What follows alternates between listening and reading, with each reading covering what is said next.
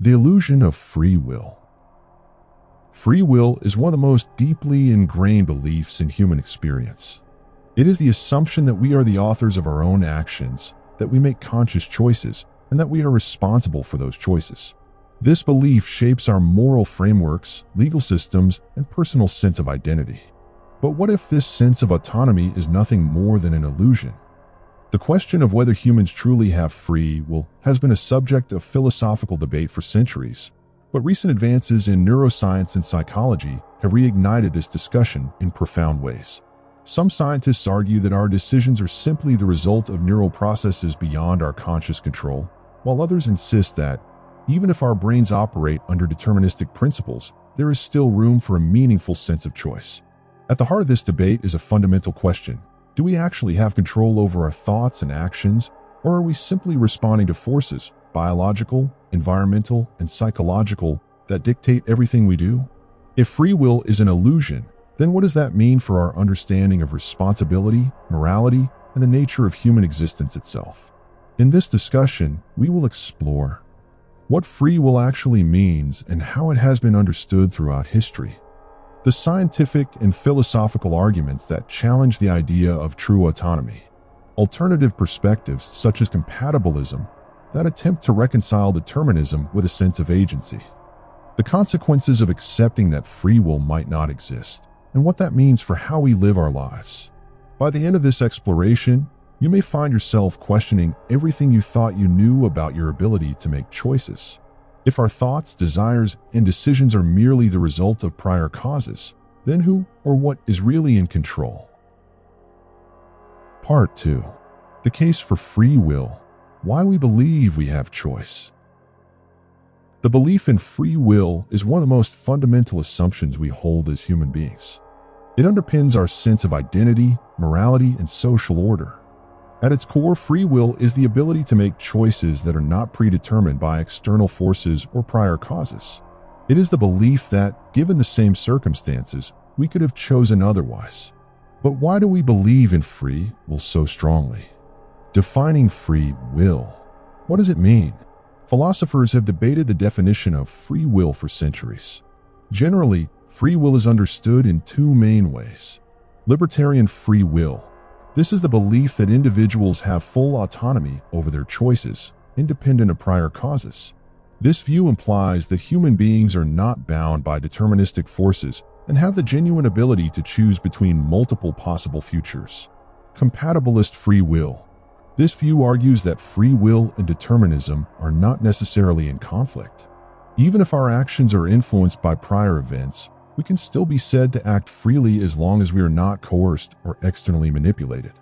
Regardless of which definition one subscribes to, most people intuitively feel that they make choices freely. This belief is reinforced by various personal and societal factors. Why we believe in free will. Key arguments. 1. Personal experience. The feeling of choice. One of the strongest arguments for free will is that we feel as though we are making choices. Every day, we make decisions: what to eat for breakfast, which career path to follow, whether to say yes or no to an opportunity. When we pause to reflect on a decision, we experience a process of weighing different options and selecting what we believe to be the best course of action. This introspective experience is compelling.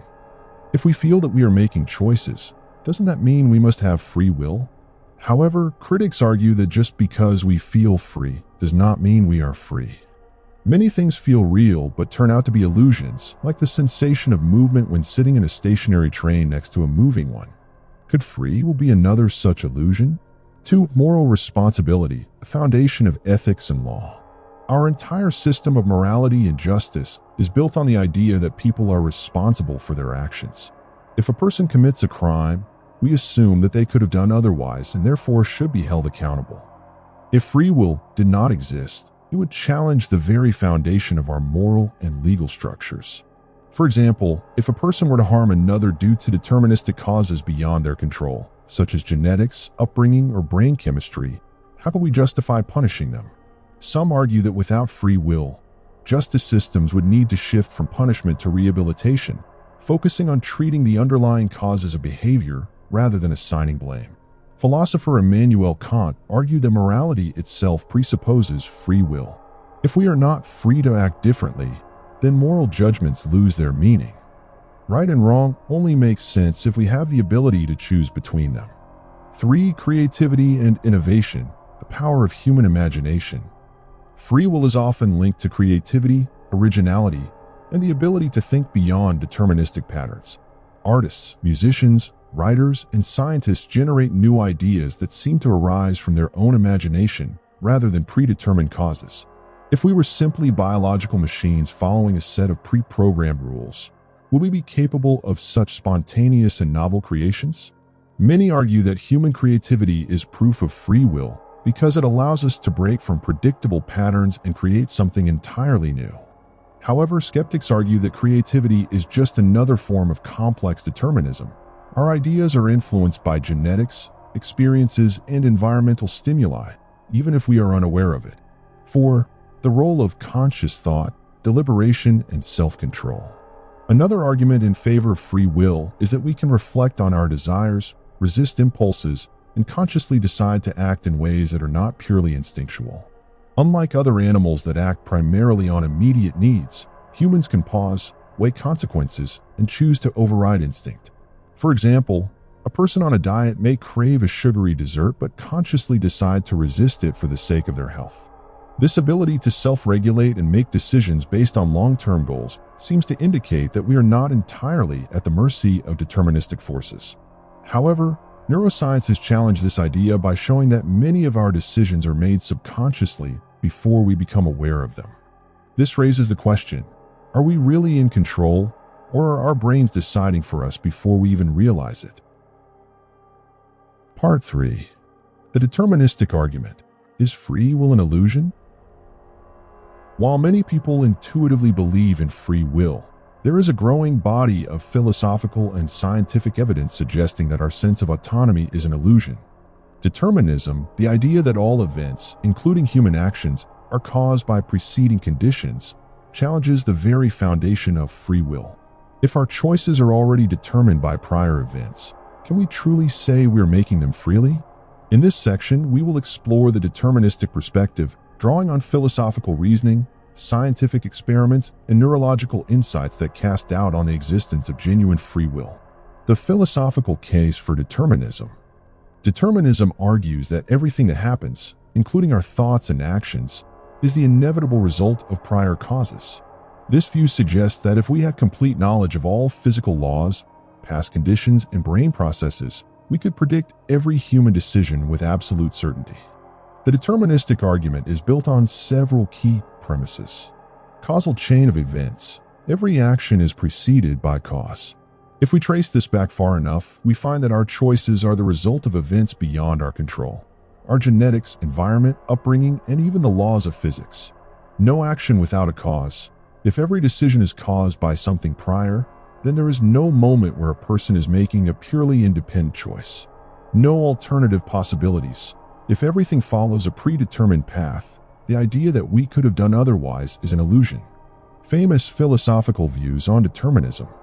Baruch Spinoza, 17th century. Spinoza argued that free will is a human illusion based on our ignorance of the true causes of our actions. We believe we are free because we do not understand the complex web of prior influences shaping our choices. Pierre-Simon Laplace, 18th century. Laplace proposed a thought experiment known as Laplace's demon, a hypothetical intelligence that, if it knew the position and velocity of every particle in the universe, could predict the future with complete accuracy. This idea supports the notion that everything is predetermined, including human behavior. Arthur Schopenhauer, 19th century. Schopenhauer famously stated, "Man can do what he wills, but he cannot will what he wills," highlighting that while we may feel in control of our actions, we do not control the underlying desires that drive them. Neuroscience and the death of free will. Modern neuroscience has provided some of the strongest challenges to the idea of free will. Research suggests that our brains make decisions before we are consciously aware of them, implying that consciousness is more of an observer than a decision maker. The Libet experiment. Does the brain decide before we do? In the 1980s, neuroscientist Benjamin Libet conducted a groundbreaking experiment that changed how we think about free will. Participants were asked to move their fingers whenever they felt like it while researchers monitored their brain activity. Libet found that brain activity, specifically a signal known as the readiness potential, appeared milliseconds before the participant consciously decided to move. This suggested that the brain had already initiated the movement before the person felt like they had chosen to act. The implications of this study were profound. If decisions are made unconsciously before we become aware of them, then is the conscious mind truly in control, or is it just rationalizing decisions made by the brain? Further neuroscientific challenges to free will. John Dylan Haynes' study, 2008, using fMRI scans, Haynes and his team found that brain activity could predict a person's decision up to 7 to 10 seconds before they became aware of it. This suggests that decisions are formed in the unconscious mind long before conscious thought kicks in.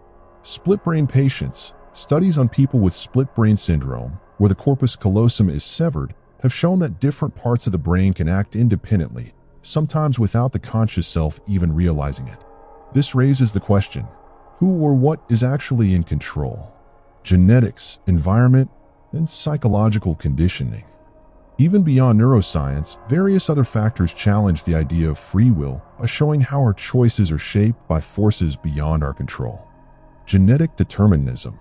Are we programmed by DNA? Studies on identical twins raised apart have shown that genes play a significant role in personality, intelligence, and behavior. If our preferences and inclinations are largely inherited, then how much of our free choice is truly independent? Certain behaviors, such as risk-taking or impulsivity, have been linked to specific genetic markers. If these traits influence decision-making, how much agency do we really have? Environmental and social conditioning. Upbringing and culture. The society we are born into, the language we speak, and the moral beliefs we adopt are all shaped by external influences. Advertising and media. Many of our choices, what to buy, what to believe, even whom to vote for, are shaped by external messaging, often without us realizing it. Psychological priming. Experiments show that people's behavior can be subtly influenced by stimuli they aren't even aware of. For example, being exposed to words related to aging can make a person walk more slowly without them realizing it. The illusion of choice. Could we have done otherwise? A major argument against free will is the question of alternative possibilities. Could a person, in the exact same circumstances, have made a different choice? Example, a simple decision. Imagine you are in a cafe and have to choose between coffee and tea. You choose coffee. But was that truly a free choice? Consider what might have influenced it. Your past experiences with coffee versus tea. Your current mood and cravings, shaped by hormonal and neural activity. The cultural or familial background that made coffee more familiar to you. The advertising you were exposed to that morning, suddenly making coffee more appealing. Now ask, if we rewound time and put you in the exact same situation, with the same brain chemistry, memories, and stimuli, could you have truly chosen tea instead? A determinist would argue that the answer is no. Given the same conditions, the same outcome would always occur. The feeling of choice, then, is just that, a feeling, not a reality. Part 4. Compatibilism. Can free will and determinism coexist? The debate between free will and determinism has often been framed as a binary choice. Either we have free will, or our actions are fully determined by prior causes. However, compatibilism offers a middle ground. This perspective argues that even if determinism is true and our choices are influenced by past events, we can still meaningfully speak of free will. In this section, we will explore the core ideas behind compatibilism, how major philosophers have attempted to bridge the gap between determinism and free will, the implications of compatibilism for personal responsibility, morality, and how we understand human choice. Understanding compatibilism, a middle ground. What is compatibilism? Compatibilism, also known as soft determinism, is the idea that free will and determinism are not necessarily in conflict. It proposes that, even if our actions are determined by prior causes, we can still be considered free if we act according to our own internal desires and motivations. The key distinction is between external constraints, coercion, manipulation, and internal determinism, actions arising from our character, beliefs, and reasoning. Free will does not require absolute randomness or indeterminacy. It simply requires that our actions flow from who we are as individuals, rather than being imposed by an external force. A common analogy is that of a river and its banks. A river's path is determined by the shape of the land and the forces acting upon it. However, the river is still flowing freely within those constraints. Similarly, compatibilists argue that human beings can be free even if their choices are shaped by prior causes, as long as they are acting according to their own internal states. Key question: what do we mean by freedom? To make sense of compatibilism, we must redefine what it means to be free. Two definitions of freedom.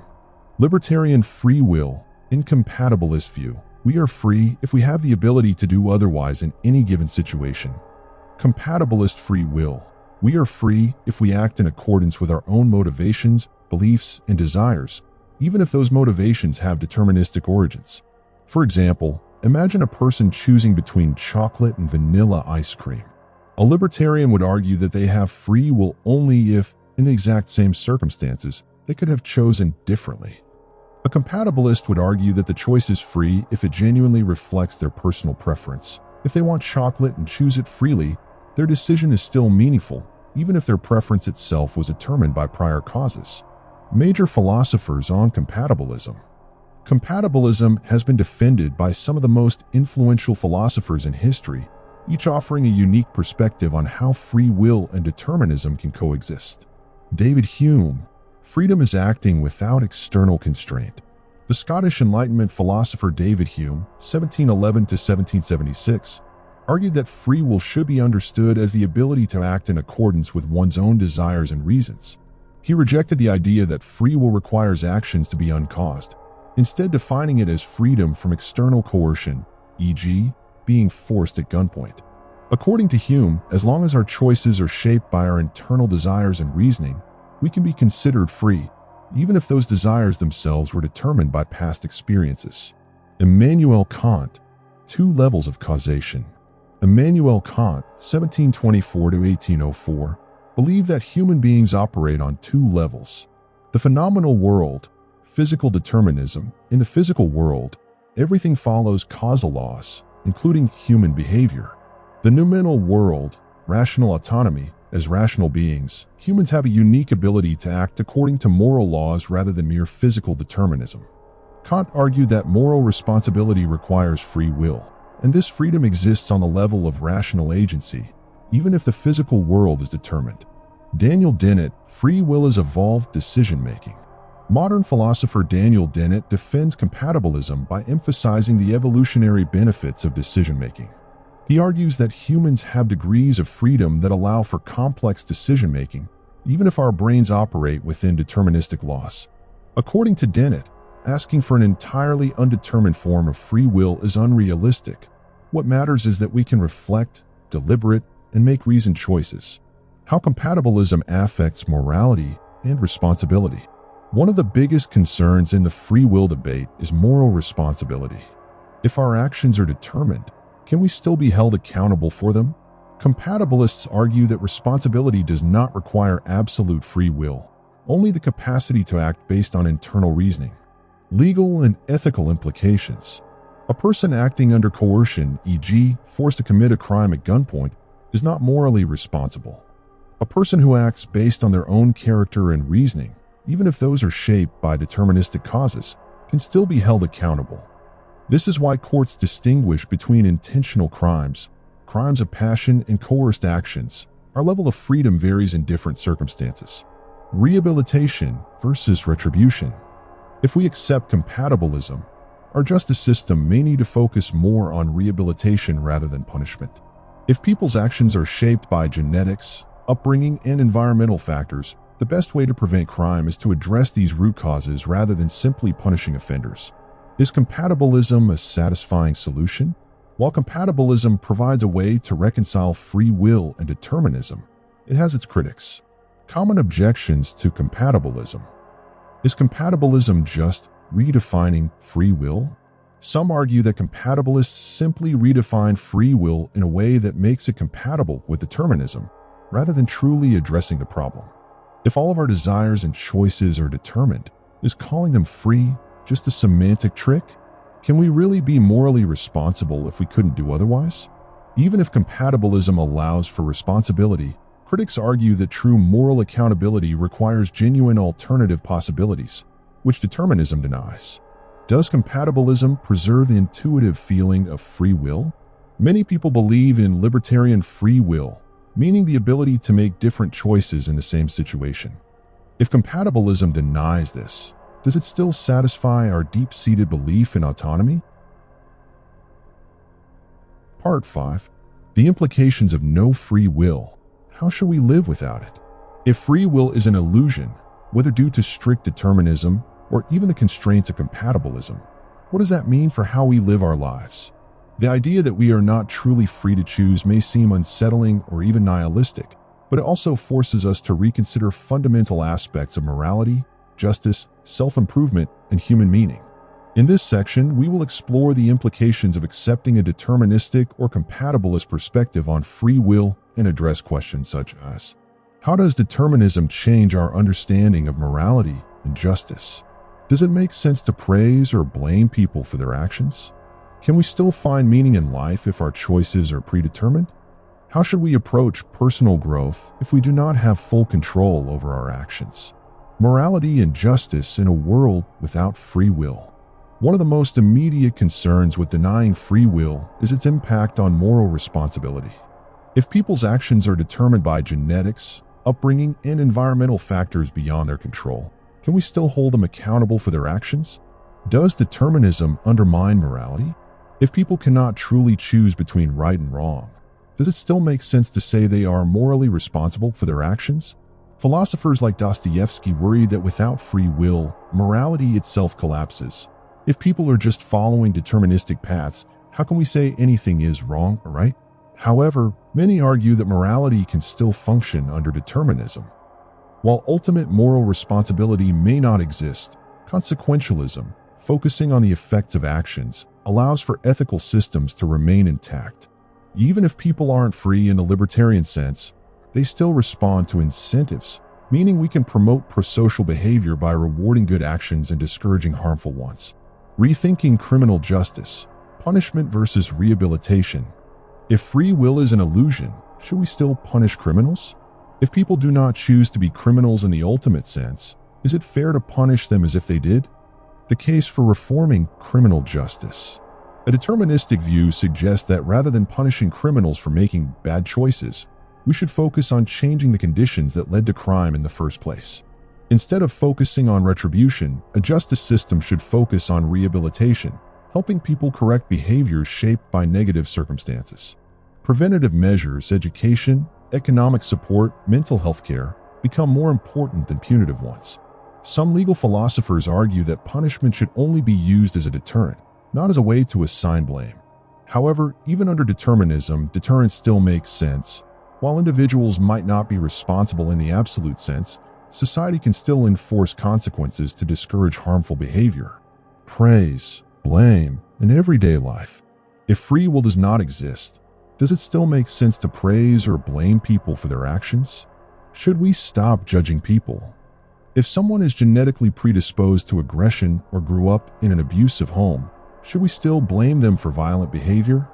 If someone is born into privilege and given great opportunities, should we still praise them for their success? Determinism suggests that people are not truly responsible for their actions in the way we usually think. However, that does not mean we must abandon concepts like motivation, self-improvement, or social norms. A practical approach, softening judgment without abandoning standards. Recognizing determinism doesn't mean excusing harmful actions, but can help cultivate compassion and understanding. Instead of blaming someone harshly for their failures, we can acknowledge that they were shaped by forces beyond their control while still encouraging positive change. We can still praise people for their good actions, not because they chose to be good in an absolute sense, but because positive reinforcement encourages desirable behavior. A useful analogy is raising children. A child does not choose their natural temperament or intelligence. However, rewarding effort and good behavior still helps shape them into better people. The same applies to society.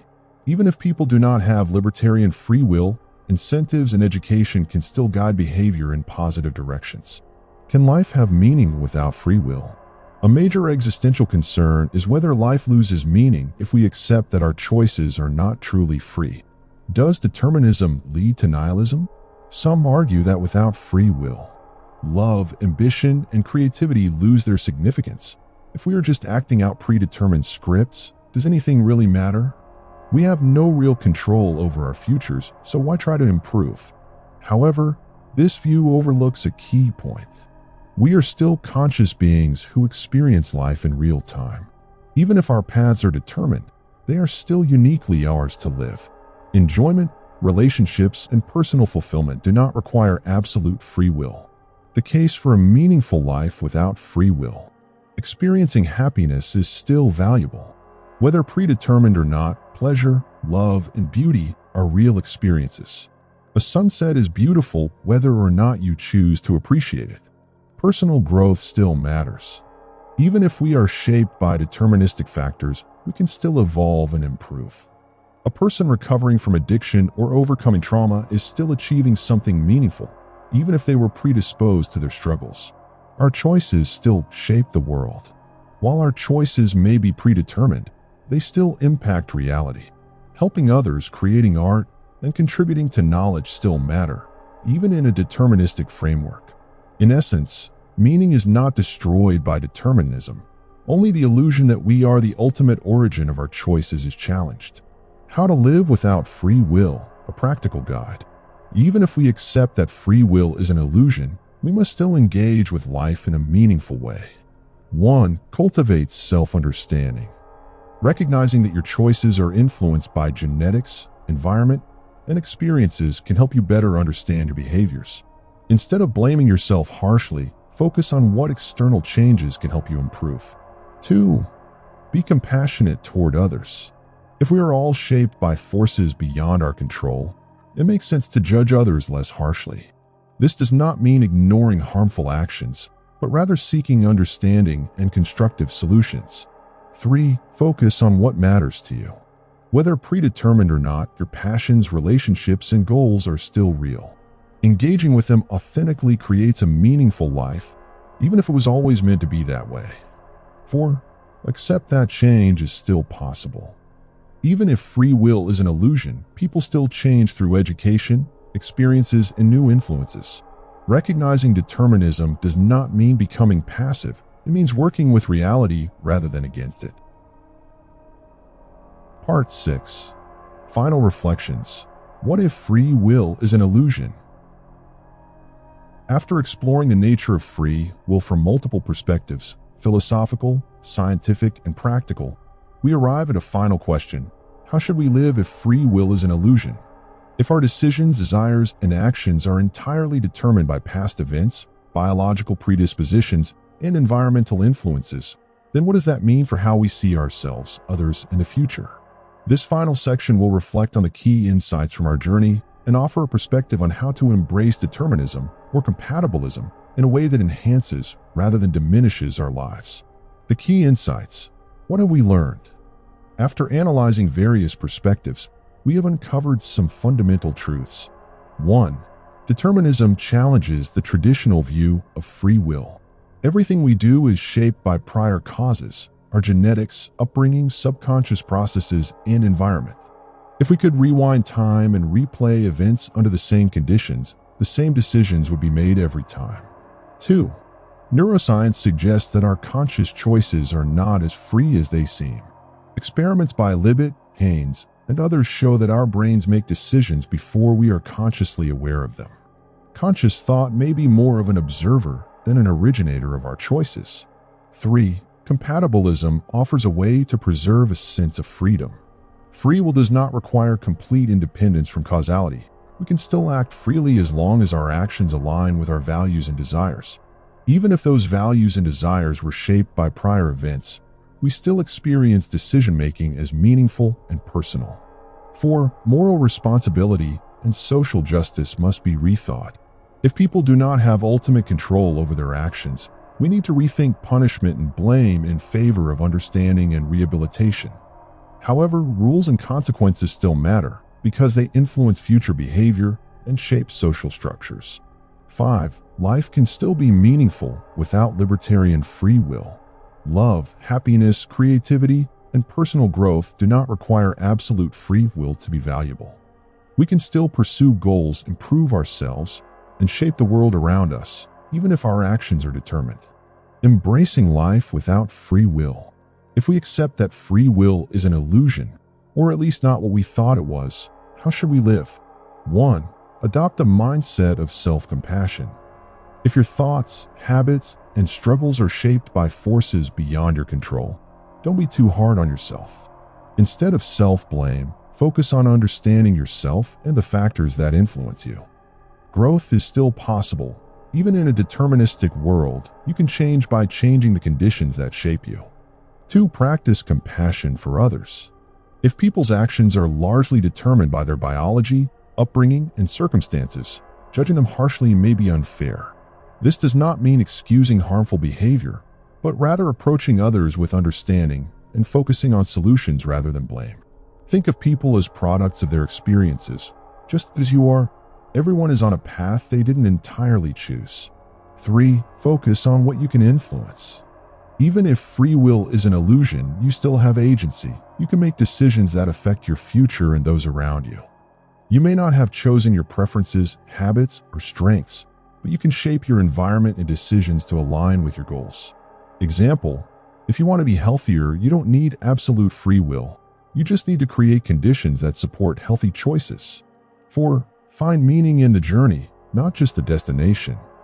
Even if your choices are determined, they still matter. Your experiences are real, and your life still unfolds uniquely. You don't need absolute control to enjoy relationships, learning, art, and personal growth. Meaning is something we create through our experiences, not something that requires total freedom. Does it really matter if free will is an illusion? After all this exploration, we must ask, does it really matter whether or not we have free will? In practical terms, you will still wake up tomorrow and make decisions, whether or not they are determined. You will still experience emotions, relationships, and achievements that feel real and meaningful. The world will still reward effort, punish harmful actions, and encourage self-improvement, whether or not those actions were freely chosen. Perhaps the biggest takeaway is this. Even if free will is an illusion, life remains deeply meaningful and worth living. Accepting determinism or compatibilism does not mean giving up on progress, morality, or happiness. It simply shifts how we understand them. In the end, whether we have true free will or just the illusion of it, the experience of living, loving, and growing remains as real as ever.